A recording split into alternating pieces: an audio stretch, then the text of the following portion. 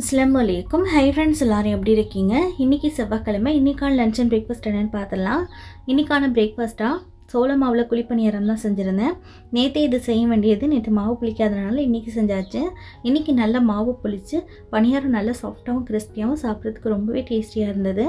இந்த ரெசிபி ஏற்கனவே நான் வீடியோ அப்லோட் பண்ணியிருக்கேன். ப்ளே பட்டனில் லிங்க் கொடுக்குறேன், தேவைப்படுறவங்க செக் பண்ணி பாருங்கள்.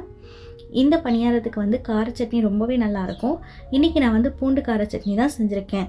சின்ன பொண்ணுக்கு மட்டும்தான் பேக் பண்ணியிருக்கேன். பெரிய பொண்ணு பார்த்திங்கன்னா நைட்டு இட்லிக்கு கத்திரிக்காய் கொசு செஞ்சுருந்தேன். அது கேட்டிருந்தா.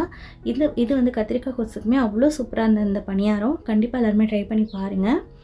அதுக்கப்புறமா இன்றைக்கான ஹஸ்பண்ட் லன்ச் என்னென்னு பார்த்தீங்கன்னா சப்பாத்தி, இது கூடவே லாங் பீன்ஸ் பொட்டேட்டோ சேர்த்து ஒரு கிரேவி செஞ்சுருக்கேன், சப்ஜி மாதிரி. ரொம்பவே டேஸ்டியாக இருந்தது. ரெசிபி வேணும்னா கமெண்ட்டில் கேளுங்க. இன்றைக்கான ஸ்நாக்ஸ் பார்த்தீங்கன்னா யோகர்ட் இருந்தது ஃப்ளேவரில், மேங்கோ ஸ்ட்ராபெரியில். ஸோ இன்றைக்கான லன்ச் அண்ட் பிரேக்ஃபாஸ்ட் பார்த்தாச்சு. நாளைக்கு பார்க்கலாம். பாய்.